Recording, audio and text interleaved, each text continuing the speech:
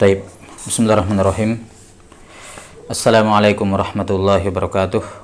Alhamdulillahi rabbil alamin. Wassalatu wassalamu ala asyrafil anbiya'i wal mursalin nabiyyina Muhammadin wa ala alihi wa sahbihi ajma'in. Ashhadu an la ilaha illallah wahdahu la syarikalah wa ashhadu anna Muhammadan abduhu wa rasuluhu, amma ba'd. Qala al-Imam al-Hafidh Ahmad bin Ali bin Hajar al-Asqalani rahimahullahu ta'ala fi Nukhbatil Fikar.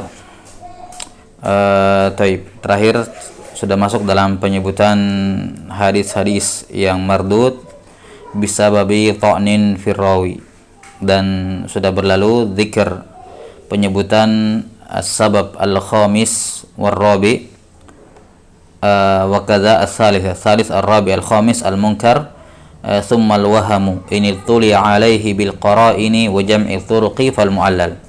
Hada taqaddam.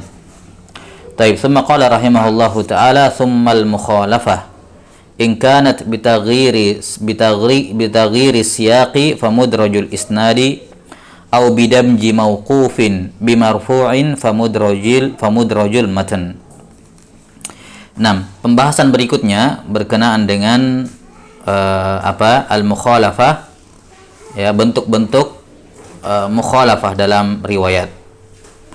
Kata beliau rahimahullahu ta'ala, kalau mukhalafah dari seorang perawi itu berupa, jadi mukhalafahnya berupa bitaghiri siyaqi, dengan merubah siyaq, maka itu namanya mudrajul isnad. Dan jika mukhalafahnya berupa menggabungkan antara mauquf dengan marfu, maka itu mudrajul matan. Taib, tolong share screen-nya dulu, diaktifkan.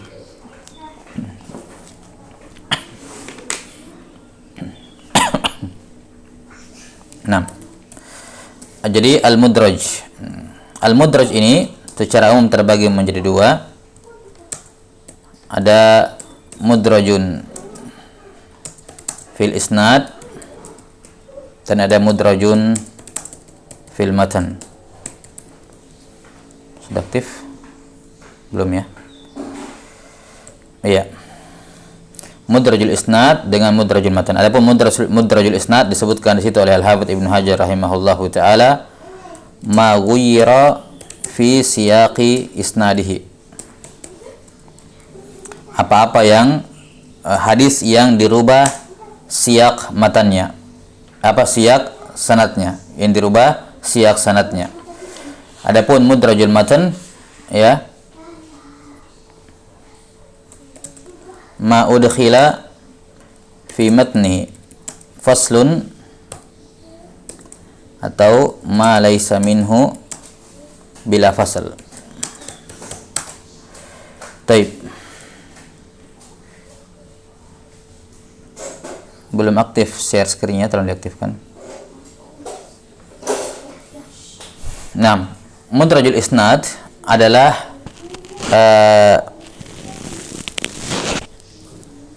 seorang perawi, ya, dia merubah siyak sanadnya, merubah konteks sanadnya. Ya, jadi bentuknya ini berupa seorang membawakan, seorang guru mengimla misalnya hadis atau mengimla sebuah hadis yang dimulai dengan mengimla al-matan, mengimla matannya.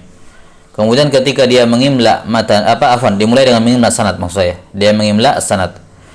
Kemudian setelah dia membawakan sanadnya dia sampai kepada Nabi sallallahu alaihi wasallam, dia terdiam sejenak. Dia sengaja berdiam untuk memberikan waktu kepada murid-muridnya untuk menuliskan imla. Kemudian terjadi suatu kejadian, dia mengucapkan suatu ucapan yang mana ucapan ini bukan matan hadis, bukan sabda Nabi sallallahu alaihi wasallam, tapi karena dia dibawakan setelah guru mengimla sanad, ya, ada beberapa murid yang berpikir bahwa inilah matan dari sanad yang diimla dari tadi ini, ya, sehingga ini bentuknya mudrajul matan, mudrajul isnad, yaitu sanadnya benar, cuman matannya itu adalah seutuhnya, matannya seutuhnya adalah bukan bagian dari matan atau sanad hadis tersebut. Nah, bukan bagian dari matan hadis tersebut, sanad hadis tersebut. Udah aktif? Baik, sebentar. 6.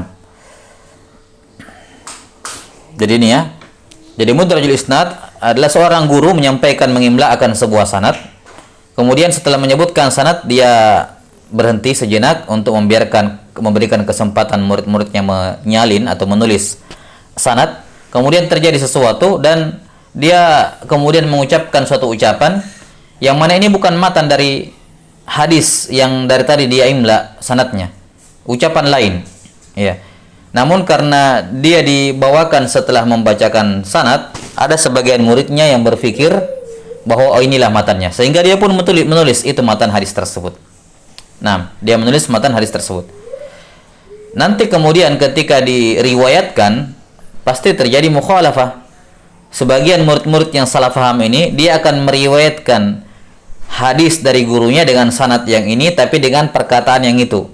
Sementara sebagian yang lain yang paham bahwa ini bukan matan hadis, ini adalah ucapan yang disisipkan, ya, yang tanpa maksud kesengajaan tentunya, ya, mereka akan meriwayatkannya sesuai dengan apa yang sebenarnya, matan sanad dengan matannya yang asli.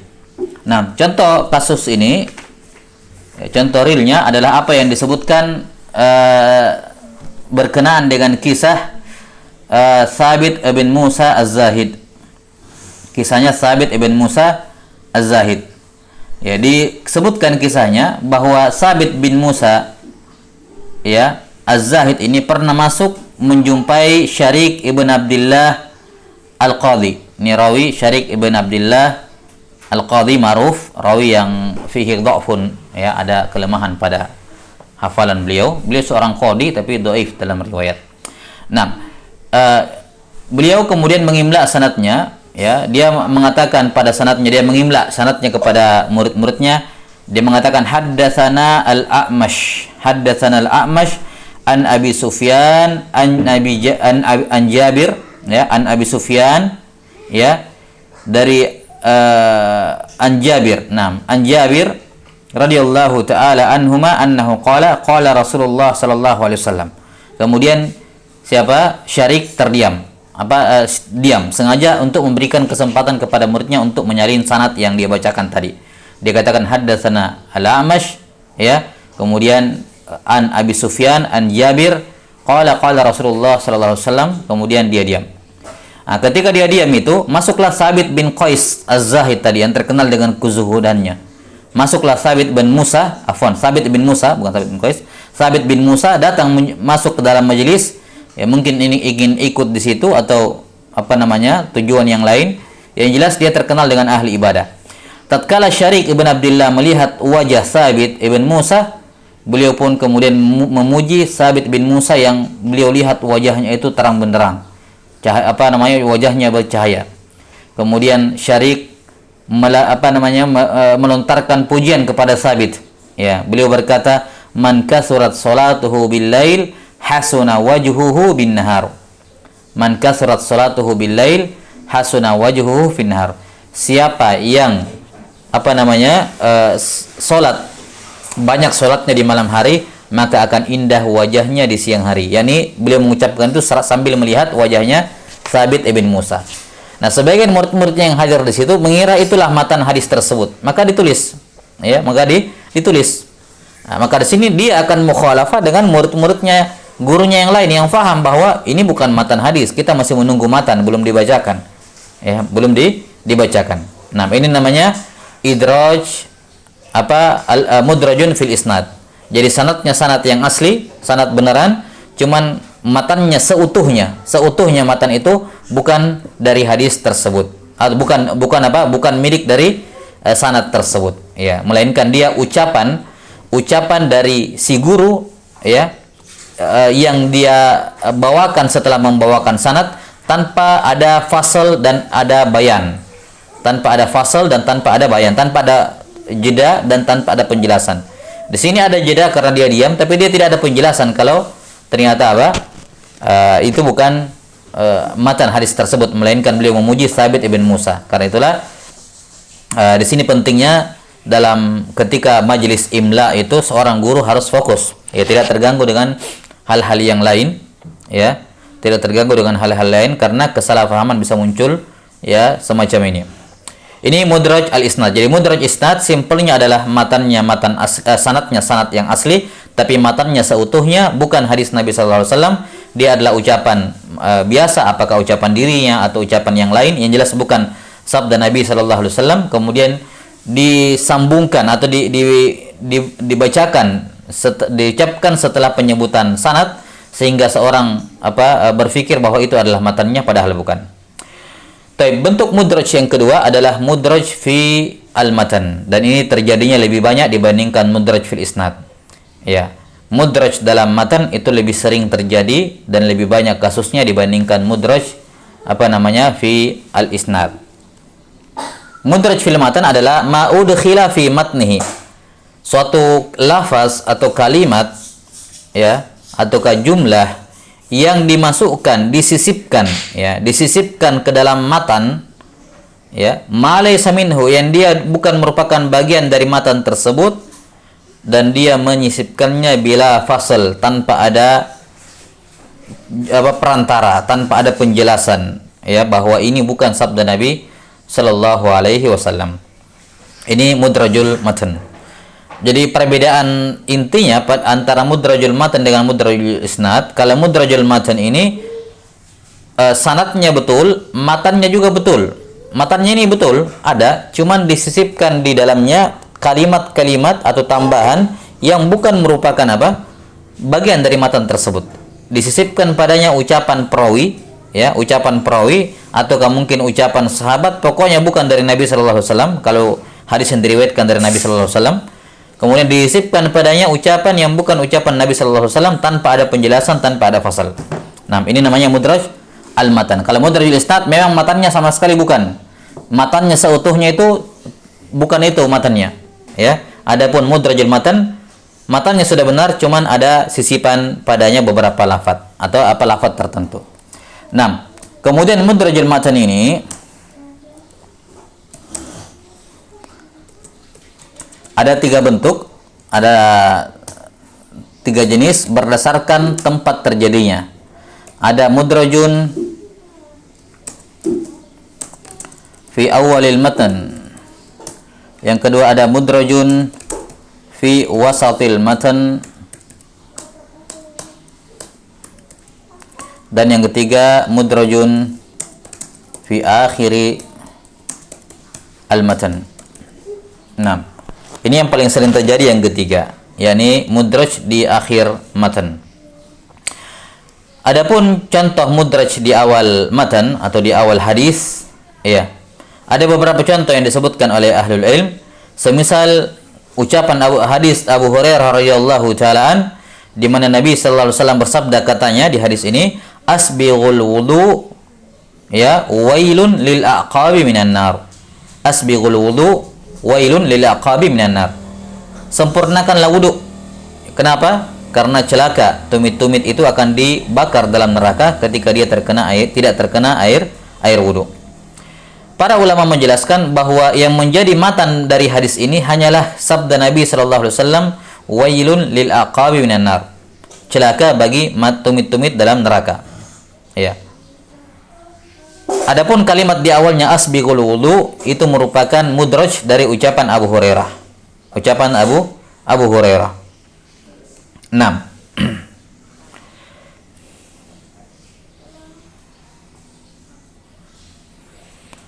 Sebagaimana yang warid dalam riwayat Al-Bukhari bahwa Nabi sallallahu alaihi wasallam bersabda, wailun lil aqabi minan nar. Dan ini dari jalan yang sama, dari Muhammad bin Ziyad, dari Syu'bah, dari Muhammad bin Ziyad, dari Abu Hurairah radhiyallahu ta'ala an. Ya. Jadi sekedar menggambarkan bentuk mukhalafahnya. Kalau fi awal isnad ini hadis dari Syu'bah an Muhammad ibn Ziyad an Abi Hurairah. Dari Abu Hurairah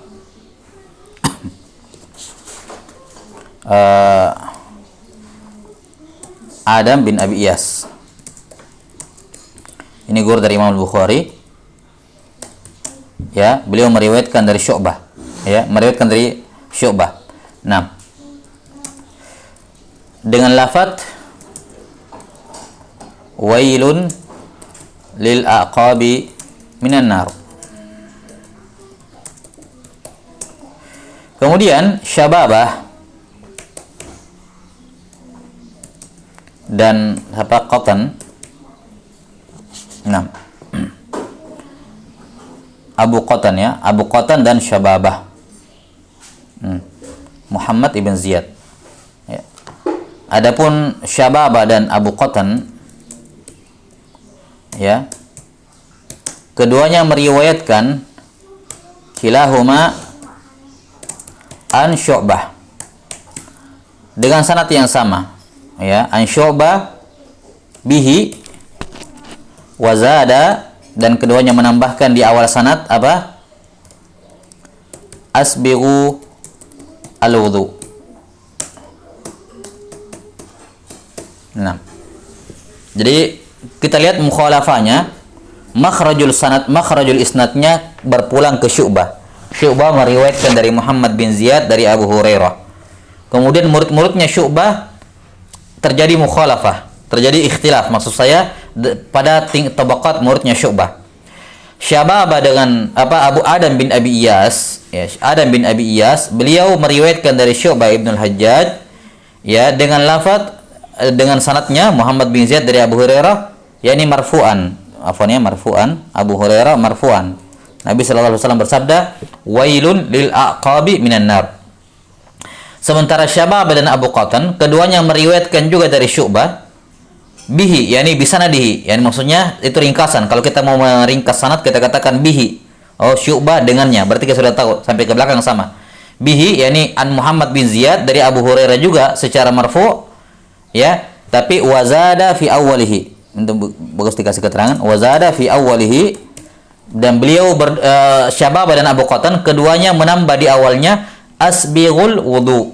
Ya, asbighu al-wudu, sempurnakanlah wudu. Wailun lil aqabi minan nar.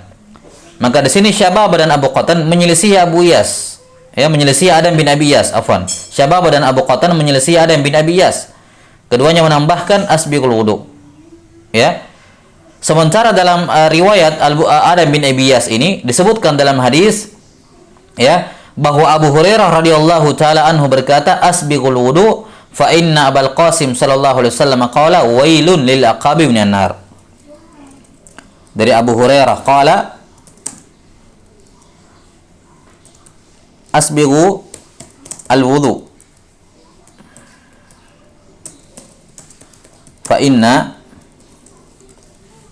Abul Qasim sallallahu alaihi wasallam, yakni Nabi sallallahu alaihi wasallam qala. Nah, jadi perhatikan kalimat ini, asbighu al-wudu, ya. Fa inna Abul Qasim sallallahu alaihi wasallam qala wailun lil aqabi minan nar. Inilah lafaz yang benarnya. Jadi kalimat asbighul wudu sebenarnya dari ucapannya Abu Hurairah. Cuman Syababah dan Abu Qatan keliru dalam hal ini, dia mengira ini semua satu hadis. Asbighul wudu wailun lil aqabi minan nar. Maka kalimat ini wailun lil aqabi asbighul wudu itu mudraj fi awalil matan. Mudraj di awal matan. Taib. Kemudian contoh yang kedua, mudraj dalam fi wasatil matan. Mudraj di tengah-tengah matan. Ini seperti yang biasa yang masyhur dalam percontohan adalah hadis Aisyah radhiyallahu anha tentang pertama kalinya Nabi sallallahu alaihi wasallam di Gua Hira sebelum turunnya wahyu. Dikatakan dalam hadis, kana Nabi sallallahu alaihi wasallam yatahannatsu fi ghari Hira wa huwa ta'abbudul layali dzawatal adad. Iya. Dikatakan kana Nabi sallallahu alaihi wasallam yatahannatsu. Ya. Yatahannatsu fi ghari Hira. Hira wa huwa at-ta'abbud zata layalin zatal layali al-layali zawatil adad, afwan, ya, al-layali zawat al-adad. Nah, Aisyah radhiyallahu anha mengatakan bahwa Nabi sallallahu alaihi wasallam yatahannatsu fi ghari Hira. Beliau yatahannas di gua Hira beberapa malam tertentu, yakni beberapa malam ya, tidak banyak. Ya, kemudian disebutkan di tengah-tengahnya wa huwa ta'abbud. Apa yang dimaksud dengan tahannus ini ya tahannas? Apa yang dimaksud dengan ya tahannas? At-tahannus yaitu at-ta'abbud. Nah, ini bisa dikategorikan mudraj di tengah sanad. Kenapa? Karena ini tiba-tiba datang, ini seakan-akan ucapannya Aisyah radhiyallahu anha. Seakan-akan ini merupakan apa? Bagian dari ucapan Aisyah radhiyallahu anha di mana beliau menyatakan, menafsirkan yatahannasu wa huwa ta'abbud. Ya. Dan ini tidak benar. Yang benarnya dijelaskan oleh para ulama bahwa kalimat wa huwa ta'abbud ini dari kalamnya Az-Zuhri, periwayat hadis ini, yang meriwayatkan hadis ini. Nah. Taib. Jadi Az-Zuhri rahimahullah ketika beliau mengimla hadis ini kepada murid-muridnya, dia bacakan kepada muridnya, kana Nabi sallallahu alaihi wasallam, ya, muridnya pun menyalin, yatahannatsu fi ghari Hira. Nabi sallallahu alaihi wasallam yatahannas di gua Hira. Ya, kemudian mungkin saja beliau berpikir, oh ini yatahannas mungkin masih banyak yang belum tahu. Ini kalimatul gharibah, kata-kata yang asing. Maka beliau langsung menambahkan ta'liq, menambahkan keterangan tanpa menyebutkan bahwa ini ucapan saya. Langsung saja dikatakan wa huwa ta'abbud. Wa huwa yakni at-tahannus yang dimaksud di sini bermakna at-ta'abbud. Muridnya berpikir itu bagian dari ucapannya Aisyah radhiyallahu anha ditulis, padahal bukan. Itu dari ucapan siapa? Az-Zuhri rahimahullahu taala. Ya. Taib, ini bentuk mudraj fi wasatil isnad, wasatil matan. Nah, jadi ini wa huwa ta'abbud min kalamiz Zuhri. Kemudian jenis yang ketiga, mudraj fi akhiril matan. Nah, ini mudraj yang paling sering terjadi, yang paling banyak terjadi. Nah, mudraj di akhir al-matan. Taib. Masalan yang disebutkan dalam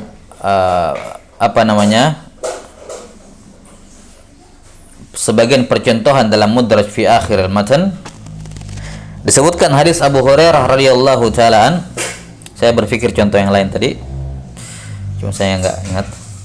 Ya, dari Abu Hurairah radhiyallahu taala di mana Rasulullah sallallahu alaihi wasallam bersabda, lil abdil mamluki ajran. Ya, lil abdil mamluki ajran. Jadi misalnya adalah hadis an Abi Hurairah radhiyallahu anhu marfu'an. Nabi sallallahu alaihi wasallam bersabda, lil abdi al mamluki ajran. Budak yang dimiliki, dikuasai, itu memiliki dua pahala. Yani ketika dia yuhsinu ibadata rabbih wa yuhsinu ila sayyidihi, berbuat baik kepada majikannya dan kepada sebelumnya kepada Allah Subhanahu wa taala. Nah, kemudian setelah membawakan ini, Abu Hurairah mengatakan, walladzi nafsi biyadihi laulal jihadu fi sabilillahi wal haji wa birru ummi la ahbabtu an amuta wa ana mamluk. Demi Allah yang nyawaku berada di tangannya, seandainya bukan karena syariat jihad, bukan pula karena syariat haji, dan berbakti kepada ibuku, saya suka lebih pilih meninggal dalam keadaan budak dibandingkan menjadi orang merdeka. Taib, ini sebagian menganggap ini masih satu paket, masih jadi dari sabda Nabi sallallahu alaihi wasallam. Dan yang benarnya ini jelas bukan sabda Nabi sallallahu alaihi wasallam. Di antara indikatornya adalah kalimat yang terakhir, wa birru ummi, seandainya bukan berbakti kepada orang tua, kepada ibuku. Dan ini tentunya tidak mungkin diucapkan oleh Nabi sallallahu alaihi wasallam karena ibu beliau meninggal dalam keadaan beliau masih kecil. Dalam keadaan beliau masih kecil. Maka indikator semacam ini dijadikan dalil, kemudian kemudian dicek lebih dalam lagi sanadnya dan ketahuan atau diketahui bahwasanya kalimat walladzi nafsi biyadihi sampai akhir, laulal jihadu fi sabilillahi wal haji wa birru ummi la ahbabtu an amuta wa ana mamluk. Taib. Ini bentuk mudraj fi akhiril matan. Mudraj di akhir matan. Dan apa namanya, mudraj fi akhiril matan ini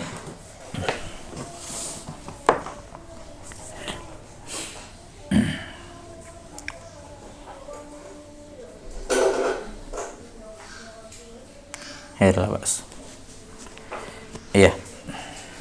Nah, mudraj fil matan ini pada dasarnya mukhalafah lahir karena misunderstanding lah ya, kesalahpahaman antara guru dengan si murid, atau memang muridnya saja yang kurang perhatian. Tapi intinya mudraj ini secara umum bukan kesengajaan dan memang selayaknya, atau memang demikian kenyataannya. Kenapa? Karena kalau mudraj dilakukan dengan sengaja, yakni apalagi dalam mudrajul dengan kedua bentuk mudraj baik sanad maupun matan, dengan sengaja menambahkan ucapan orang lain, ya, apalagi kalau mudrajul matan tadi matannya, sanadnya bagus, matannya bukan sabda Nabi sallallahu alaihi wasallam seutuhnya, atau mudrajul matan memang ini secara umum sabda Nabi sallallahu alaihi wasallam tapi ada tambahan di awalnya atau di tengahnya atau di akhirnya. Nah, kalau ada seorang melakukan perbuatan ini dengan sengaja, itu tidak diragukan masuk dalam bentuk kadzib. Man kadzaba alayya muta'ammidah falyatabawwa maq'adahu minan nar. Maka ini jarhun syadid tentunya. Kadzibir rawi. Nah, maka kalau kita lihat penggambaran yang disebutkan oleh para ulama, ya, mudraj ini terjadi karena atas dasar ketidaksengajaan. Ya, karena itulah sebabnya pun kebanyakannya adalah sebab yang baik lah. Misalnya untuk menjelaskan hukum syar'i suatu masalah, sebagaimana dilakukan oleh Abu Hurairah. Beliau mengambil istimbat, ya. Beliau mengambil istimbat dari kalimat wailul lil aqabi minan nar. Kemudian apa istimbatnya? Kalau begitu harus sempurnakan wudu. Maka beliau menyebutkan dulu istimbat fikih baru menyebutkan dalilnya. Asbighul wudu wailun lil aqabi minan nar. Ya. Jelas sampai sini ya. Atau misalnya dia ingin, ya, semisal dengannya ketika ingin menjelaskan kata-kata yang asing, ya, di dalam sanad yang mungkin orang tidak tahu karena itu gharib. Gharib di sini yaitu kata-kata yang asing karena jarang digunakan, ya. Ataukah kata-kata tersebut muskil, yakni kata-kata tersebut jarang diketahui maknanya karena ada iskal pada maknanya, yakni apakah memiliki beberapa makna dan seterusnya. Adapun gharib dikarenakan jarang digunakan, qillatul istimal. Nah, atau bisa jadi dalam bentuk idraj itu adalah bentuk penafsiran, apa yang dia petik dari penafsiran terhadap lafaz dalam matan tersebut. Seperti Az-Zuhri tadi menafsirkan yatahannas dengan yata'abbad. Atau semisal contoh ini disebutkan oleh sebagian fuqaha Syafi'iyah, diantaranya oleh Al-Hafidz Al-Iraqi rahimahullah, ya. Hadits Anas bin Malik radhiyallahu taalaan, di mana Anas bin Malik berkata, "Shallaitu khalfan Nabi sallallahu alaihi wasallam wa Abi Bakar wa Umar." Ya. Fakulluhum yabtadi'una as-salata bilhamdulillahi rabbil alamin. Bahwa saya salat di belakang Nabi sallallahu alaihi wasallam, Abu Bakar dan Umar radhiyallahu anhuma, dan mereka semuanya membuka salatnya dengan alhamdulillahi rabbil alamin. Ya, kemudian datang kalimat setelahnya, la yadhkuruna bismillahirrahmanirrahim la fi awwalil qiraah wa la fi akhiriha. Kata Al-Iraqi rahimahullah, ini kalimat yang terakhir mudraj dari sebagian perawi. Ya. Dia ingin mencoba menjelaskan apa yang dimaksud di sini bahwa Nabi sallallahu alaihi wasallam membuka salatnya dengan alhamdulillahirabbil alamin. Maksudnya adalah yakni tidak memulai dengan basmalah dan tidak diakhiri dengan di awal dan tidak pula di akhir, yakni di awal Al-Fatihah atau di akhir Al-Fatihah. Maka ini mudraj, ya, kata Al-Iraqi rahimahullah, ini mudraj bukan dari ucapan Anas bin Malik radhiyallahu taalaan. Ya, bukan dari Anas bin Malik radhiyallahu an. Mana buktinya? Buktinya Anas bin Malik sendiri ketika salat memulai dengan basmalah. Ya, maka tidak mungkin beliau meriwayatkan lafaz ini. Kemudian beliau sendiri membuka salatnya dengan mengeraskan basmalah. Jelas sampai sini ya.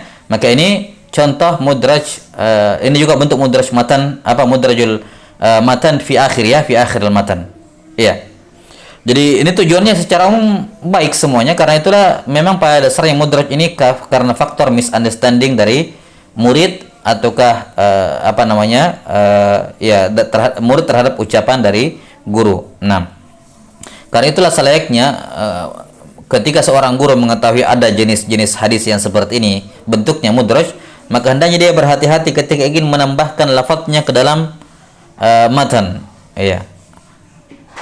Hendaknya dia memberikan fasal, jeda, yang dengan jeda tersebut orang akan tahu bahwa ini bukan sabda Nabi Shallallahu Alaihi Wasallam.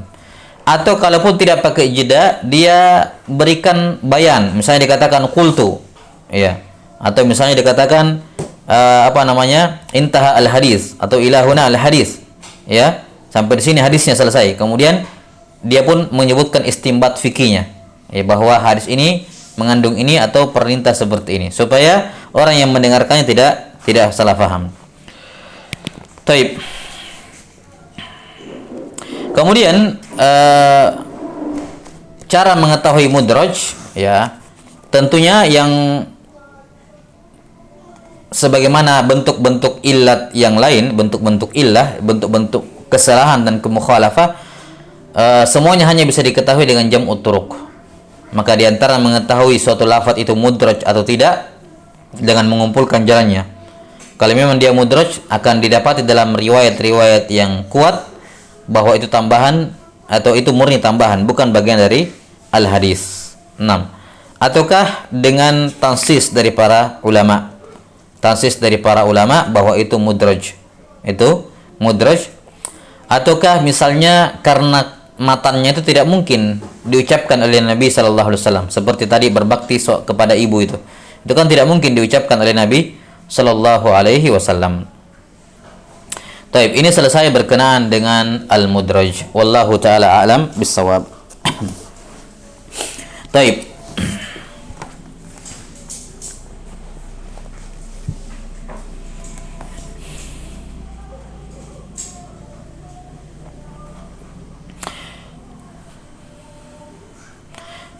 Kemudian ada beberapa bentuk mudraj al-isnad yang lain disebutkan oleh Al-Hafidz Ibnu Hajar rahimahullahu taala, ya. Di antara bentuk mudraj fil isnad, semisal seorang perawi atau seorang dia meriwayatkan hadis dari dua orang gurunya, ya. Dari dua orang guru, guru A sama guru B, di mana masing-masing guru A dan guru B ini punya sanad yang berbeda, jalur sanad berbeda, nanti ketemunya di atas, ya. Tapi masing-masing dari dua guru ini lafadznya berbeda, walaupun dari satu sahabat, tapi di sini ada ketambahan lafadz yang tidak dimiliki oleh yang lain, di sini ada tambahan lafadz yang tidak dimiliki oleh yang lain. Kemudian apa? Dia gabungkan semuanya. Ya, dia gabungkan semuanya, dia bawakan sanadnya. Saya meriwayatkan dari si fulan dengan sanad ini, dari si fulan dengan sanad ini, fulan dengan sanad ini. Ketika menyebutkan sanad dipisah-pisah, tapi ketika menyebutkan matanya langsung disambung semuanya. Disambung apa? Disambung semuanya tanpa penjelasan. Maka ini termasuk dalam kategori apa? Mudraj fil isnad. Yani sanadnya betul, cuman ketika disebutkan matan itu dia langsung gabungkan matan dari kumpulan riwayat-riwayat ini. Padahal masing-masing riwayat ini ada kekurangan, saling melengkapi satu sama lain, tapi ketika disebutkan matanya langsung disebutkan seluruhnya. Ya. Kalau dia ditambih, kalau dia dijelaskan, ya, kalau seorang menjelaskan bahwa ini matan ini yang akan saya sebutkan di atas, ini gabungan dari guru-guru saya, gabungan dari riwayat-riwayat yang saya dapat dari guru-guru saya ini. Kalau dia menjelaskan seperti itu dan dia rawi yang memiliki hafalan yang kuat, memiliki dhabt yang kuat, jelas sampai sini, maka diterima, tidak ada masalah.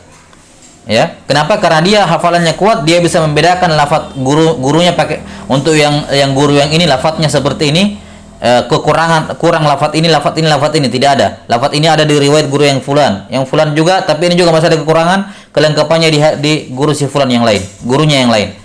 Kalau dia bisa memilah dan memilih karena kekuatan hafalannya, dia bisa bedakan guru saya begini lafadznya, yang satu gini lafadznya, yang satu gini lafadznya, masing-masing guru saya. Kemudian dia gabungkan ketika menyebutkan matan dijadikan satu, dan dia tambih kepada orang yang meriwayatkan darinya bahwasanya ini matan yang saya sebutkan ini matan gabungan, talfik namanya, mentalfik sanad. Saya mentalfik matan. Saya langsung gabungkan, ya, saya langsung gabungkan semuanya. Tapi saya tahu mana riwayatnya si fulan, si fulan, si fulan, saya bisa bedakan. Kenapa? Karena kekuatan hafalan. Maka seperti ini tidak ada masalah.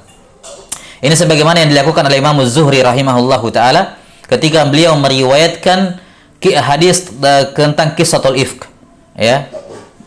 Kisah ketika Aisyah radhiyallahu anha disucikan oleh Allah Subhanahu wa taala, dibersihkan namanya dari langit oleh Allah Subhanahu wa taala.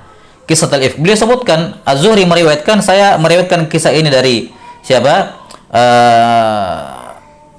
Hisham atau Urwa bin Zubair, ya. Kemudian dari Abdullah bin Zubair, kemudian meriwayatkan juga dari Amrah bintu Abdurrahman, dari beberapa orang guru-gurunya Az-Zuhri, dari Aisyah, semuanya dari Aisyah radhiyallahu anha. Dan beliau sebutkan bahwa ada perbedaan antara lafaz guru-guru saya ini. Tapi Az-Zuhri adalah rawi yang kuat hafalannya. Maka yang seperti ini tidak ada masalah, karena itu Al-Bukhari masukkan dalam sahihnya.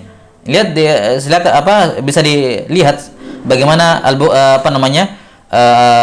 amalan Az-Zuhri rahimahullah dalam hadis ini dalam Sahih Al-Bukhari. Dalam Sahih Al-Bukhari tentang kisahul ifk. Nah, karena itulah kalau ada rawi-rawi yang hafalannya pas-pasan, mungkin dia thiqah, tapi bukan thiqah yang berada pada tingkatan yang tinggi.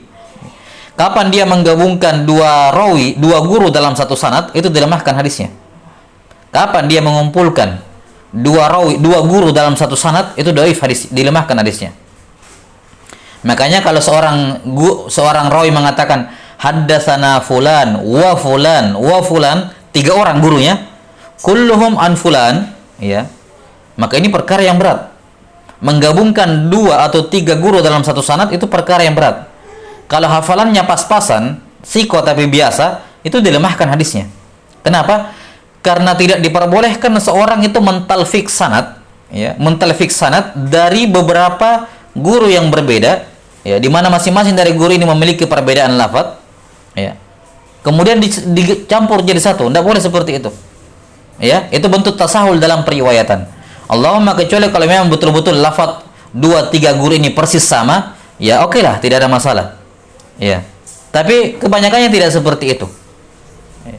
Maka tidak boleh seorang mentalfik sanad. Ini termasuk dalam kategori mudrajul isnad. Jadi ada 3 sanad dengan lafaz, dengan matan yang saling melengkapi satu sama lain.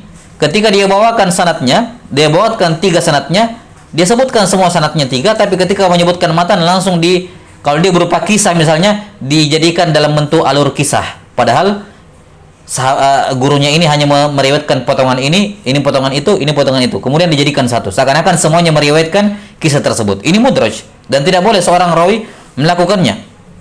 Ya, kecuali ada bayan dan dia adalah rawi yang kuat. Ya, karena itulah di sini kita bisa melihat bagaimana kekuatan hafalan dari Imam Muslim rahimahullahu taala. Imam Muslim sangat sering menggabungkan 2 gurunya dalam satu sanad. Kata beliau, haddatsana Muhammad ibn al-Musanna wa Muhammad ibn Bashar. Ini 2 rawi yang sangat sering digabungkan oleh Imam Muslim di Sahih Muslim. Haddatsana Muhammad ibn al-Musanna wa Muhammad bin Bashar. Kadang ditambahkan dengan Amr An-Naqid. Kadang dengan Abu Bakar ibn Abi Syaibah. Ya. Ini menunjukkan kekuatan hafalan Imam Muslim rahimahullahu taala, di mana beliau menggabungkan 2 atau 3 guru dalam satu sanad. Ya, karena itulah di antara faedah yang disebutkan oleh para ulama, semisal Hammad ibn Zaid dengan Hammad ibn Salamah. Hammad ibn Zaid dan Hammad bin Salamah. Tabaqatnya beda-beda tipis. Hammad bin Zaid lebih di atas sedikit tabaqahnya. Ya, tapi tidak terlalu jauh, hampirlah bersamaan. Ini Hammad bin Zaid dengan Hammad bin Salamah sama-sama thiqah, tapi Hammad bin Zaid lebih kuat riwayatnya, lebih kuat hafalannya. Maka para ulama mengatakan kalau Hammad bin Zaid menggabungkan 2 guru dalam satu sanad diterima. Tapi kalau Hammad bin Salamah yang menggabungkan 2 guru dalam satu sanad, ini dilemahkan hadisnya. Dan kalau saya tidak salah ingat, ketika belajar kitab Ahaditsul Mu'alla Dhahir wa Sihah kepada Ustadzul Qarnain, ketika membaca kitab Ahadisul Mu'alla Dhahiru Hasiha karya Syekh Albani. Kalau saya tidak salah ingat, pernah lewati satu hadis ya di mana Syekh Muqbil rahimahullahu taala menyebutkan taklil para ulama dikarenakan ada seorang perawi yang gara-gara seorang perawi yang hafalannya standar ataupun sikoh tapi standar, dia menggabungkan dua guru dalam satu sanad, dilemahkan. Padahal dia sikoh. Ya, tapi menggabungkan dua guru dengan lafaz yang berbeda dalam satu sanad, ya, dalam satu hadis, itu perkara yang membutuhkan kekuatan hafalan sehingga bisa mentamiz satu dengan yang lain. Imam Muslim rahimahullah, kalau antum baca sanad-sanadnya, ya, hatta perbedaan huruf waw, si fulan pakai huruf waw, satunya tidak pakai waw, dia katakan qala fulan wa qala fulan au, misalnya. Dia bedakan, dia rincikan. Qala fulan haddatsana wa qala fulan akhbarana. Qala haddatsana Muhammad ibn al-Musanna, ya, wa Muhammad bin Bashar. Qala haddatsana fulan, an fulan, dari fulan. Kemudian beliau merinci, qala Ibnu Musanna haddatsana wa qala Ibnu Bashar akhbarana. Jadi sampai dalam sigoh tahdisnya pun dirincikan oleh Imam Muslim rahimahullahu taala, menunjukkan kekuatan hafalan beliau. Jelas sampai sini ya. Maka ini mudraj, termasuk bentuk mudraj apa? Al-isnad. Nah, termasuk juga mudraj dalam isnad adalah, ya, semisal tadi ada 3 sanad misalnya dengan matan yang berbeda-beda, tapi ketika dia meriwayatkan, dia cuma ambil satu saja, yang 2 sanad tidak disebut. Satu sanad diambil, itu saja yang dipakai meriwayatkan, tapi ketika menyebutkan matan dari gabungan, tapi yang dia pakai cuma satu sanad. Ini juga masuk dalam kategori mudraj al-isnad. Ya, mudraj al-isnad. Jadi sanadnya yang dia pakai satu, tapi matanya dia talfik dari beberapa sanad. 6. Wallahu taala alam bissawab. Ya, ini pembahasan berkenaan dengan al-mudraj. 6.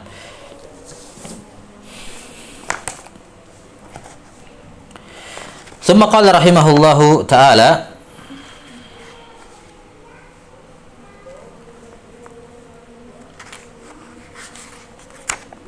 au bitaqdimin au ta'khirin fal maqlub. Atau kalau mukhalafahnya itu, ya, mukhalafahnya itu terjadi di mana ada sebagian rawi yang mendahulukan lafaz dibandingkan yang lain, ya, yang lainnya menyebutkan ini di depan, yang lafaz A di depan, lafaz B di belakang, dan yang lainnya menyebutkan sebaliknya, maka ini namanya al-maqlub. Al-maqlub maknanya secara bahasa sudah jelas ya, sesuatu yang terbalik atau yang dibalik. 6. Ini al-maqlub. Al-maqlub sebagaimana yang disebutkan di sini oleh Al-Hafidz Ibnu Hajar rahimahullahu taala, bahwa al-maqlub itu adalah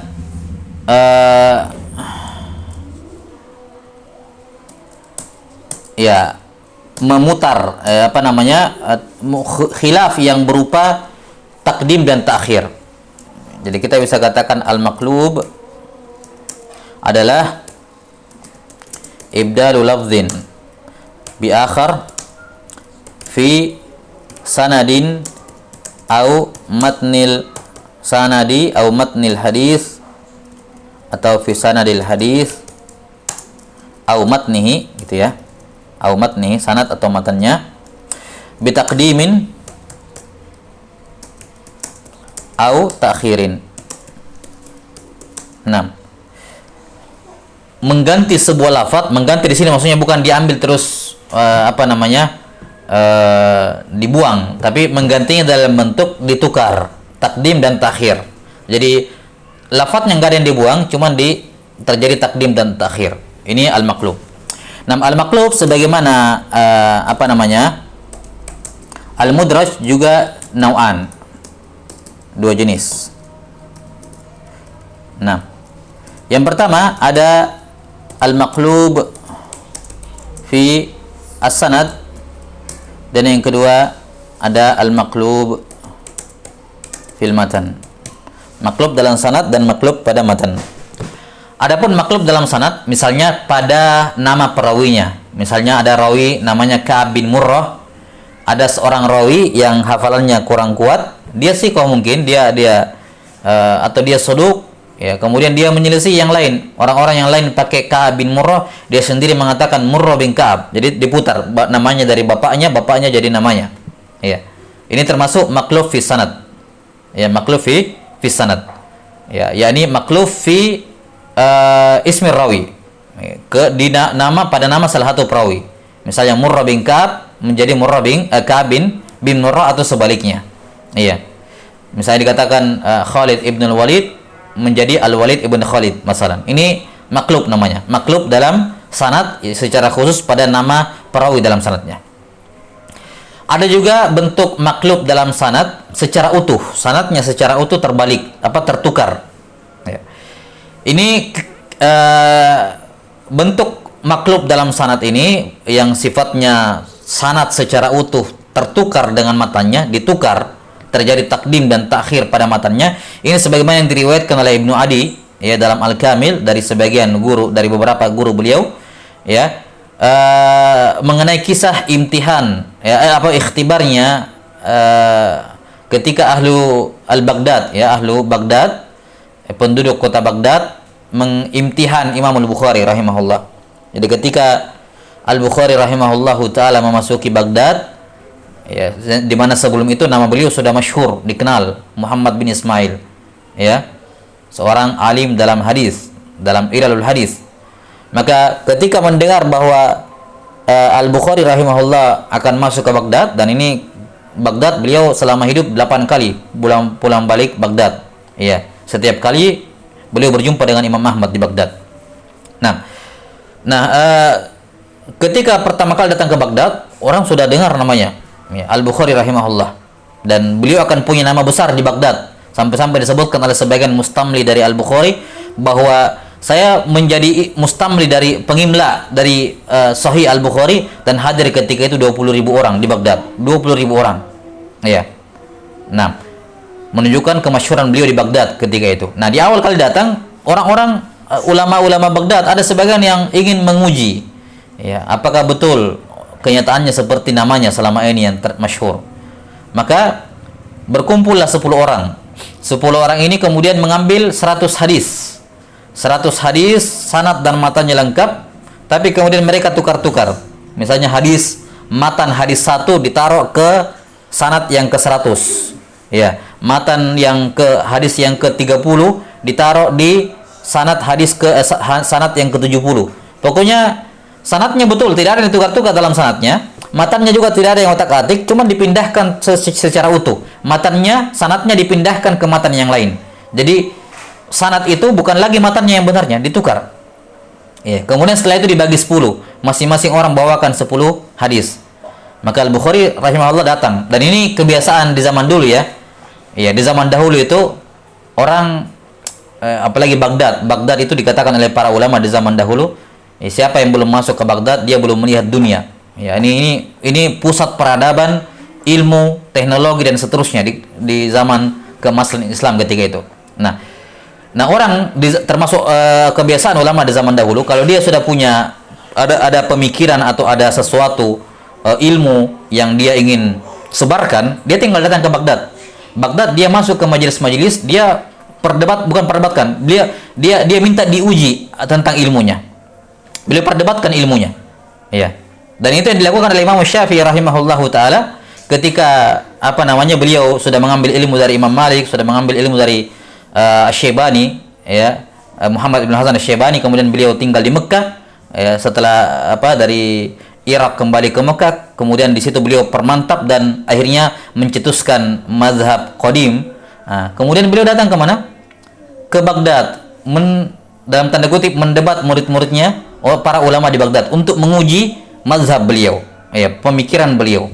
Ya. Nah, Al-Bukhari rahimahullah ketika datang di Baghdad, memang begitu zaman dahulu, orang kalau datang terkenal akan diuji. Memang demikian, dan karena itulah yang muncul ke permukaan itu memang orang-orang yang teruji, sudah diuji oleh para ulama. Bukan tidak sembarangan orang kemudian datang maju dan seterusnya berbicara. Ya, di zaman dahulu kenapa tingkat keilmuan itu sangat tinggi dan ketat? Karena memang standarisasinya ketat. Kamu tidak akan diakui sampai kamu datang ke Baghdad kemudian menghadapi orang-orang di situ. Ya, di mana-mana. Dan semua cabang ilmu di masa itu ketemu di situ berbenturannya. Madrasahnya Basrah dengan Kufah dalam nahwu berbenturannya di Baghdad. Dari situ lahirlah madrasah Andalus, madrasah Irak, madrasah Baghdad sebelum itu. Ya, tapi madrasah besar nahwu dari awal Basra sama Kufah ketemunya di situ, diujikan. Ya. Maka Al-Bukhari rahimahullah ketika datang ke situ, datang ke Baghdad, diuji sebagaimana kebiasaan para ulama di masa itu. Siapa yang datang dikenal, diuji. Ya. Nah, maka dimulailah orang yang pertama. Beliau pun duduk, datang, mereka menghadapi Al-Bukhari rahimahullah. Orang pertama membawakan sanadnya, hadatsana fulan an fulan an fulan an fulan sampai kepada Nabi sallallahu alaihi wasallam. Kemudian dibawakan matan yang bukan matan aslinya. Kata Bukhari rahimahullah, arifu, saya tidak kenal. Saya tidak tahu hadis tersebut. Pindah hadis nomor 2. Disebutkan sanadnya dan matanya, kata Bukhari, la arifu. Selesai 10 hadis. Selesai 10 hadis. Jawaban Al-Bukhari tidak lebih tidak kurang, la arifu. Kemudian pindah orang yang kedua, membawakan hadis pertama, berarti hadis yang ke-11. Hadis pertama sanadnya, la arifu. Hadis kedua dengan sanad dan matanya, la arifu. Sampai selesai orang kedua 20, berarti 20 hadis. Ya. Orang-orang yang sudah tahu permasalahan, para ulama yang juga pakar di bidangnya yang hadir di situ, dia mengatakan ya'qilur rajul atau ya'rifur rajul. Al-Bukhari sudah paham ini, sudah tahu ini bahwa ini semua hadis-hadis bermasalah. Makanya dia bilang la ya'rifu. Adapun orang-orang awam atau orang-orang yang pemuda dalam ilmu yang tidak tahu ilmu ini, ya, mereka mengatakan ini kok Al-Bukhari katanya imam dan semacamnya, tapi kok hadis seperti ini saja dia tidak tahu. Ya. Sampai selesai 10 hadis, 100 hadis, ya, kemudian beliau kembali kepada orang yang pertama. Ya, dia ulangi kembali sanad dan matannya yang salah. Padahal beliau cuma dengar 1 kali tadi dari awal. Tidak disuruh ulangi. Ya, dia cuma dengar 1 kali. Jadi setiap dari 100 hadis ini beliau hanya dengar 1 kali semua, 1 kali baca. Dan kemudian beliau mengulangi, dia mengatakan, "Adapun kamu orang pertama tadi, kamu bawakan 10 hadis. Hadis yang pertama sanadnya demikian dan matanya demikian, itu salah. Yang benarnya diulang dari sanadnya dan disebutkan, dikembalikan matanya yang benar. Diambil dari hadis keberapa, matanya ditaruh sini. Hadis yang kedua seperti itu pula terus sampai 10. Selesai pindah ke orang yang kedua, kamu tadi ngomong kayak gini, itu salah, yang benarnya seperti ini. Sampai selesai 100 hadis, beliau kembalikan semua matan ke posisi sanadnya yang asli, yang dimaklub oleh para ulama Baghdad ini. Ya, yang sengaja ditukarkan. Nah, ini bentuk maklub dalam sanad, ya. Dan ini kisah yang masyhur tentang Imam Al-Bukhari rahimahullahu taala, dan juga ada sebagian, kalau nggak salah juga Abu Nuaim Al-Fadl bin Dukain juga pernah diuji seperti ini, ya. Tapi ini ada maklub dalam as-sanad. Kemudian yang kedua al-maklub dalam matan. Adapun maklub dalam matan, ya, apa namanya? Yakni terjadi pertukaran pada matannya. Misalnya hadis yang masyhur dijadikan contoh oleh para ulama tentang kisah 7 orang. Sab'atun yadhilluhumullahu yaumal qiyamah yauma la dhilla illa dhilluh. Ya, 7 golongan yang dilindungi pada hari kiamat, ya, yang tidak ada lindungan kecuali arsy Allah taala. Disebutkan di antaranya wa rajulun tasaddaqa bi yaminihi fa akhfaha hatta la ta'lamu shimaluhu ma tunfiqu yaminuhu. Seorang yang bersedekah, ya, tasaddaqa bi sadaqatin fa akhfaha, kemudian dia sembunyikan sedekahnya sampai-sampai tangan kirinya tidak tahu apa yang diinfakkan oleh tangan kanannya. Nah, ada sebagian perawi maklub sanadnya, matannya ini. Dia meriwayatkan hatta la ta'lamu yaminuhu ma tunfiqu shimaluhu. Sampai tangan kanannya tidak tahu apa yang diinfakkan oleh tangan kirinya. Jadi terbalik. Nah, ini kemudian dijelaskan oleh para ulama bahwa ini kekeliruan dari sebagian perawi. Nah, jelas ya, ini diantara bentuk mudraj maklub dalam al-matan. Wallahu taala alam bis-shawab.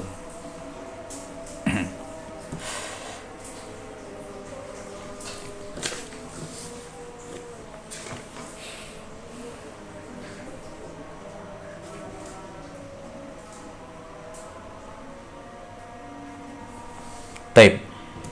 Saya kira cukup. Wal ilmu indallah. Nas'alullah ta'ala yu'allimana mimma yanfa'una wa ay yanfa'ana bima 'allamana innahu waliyyu dzalika wal qadiru 'alaih.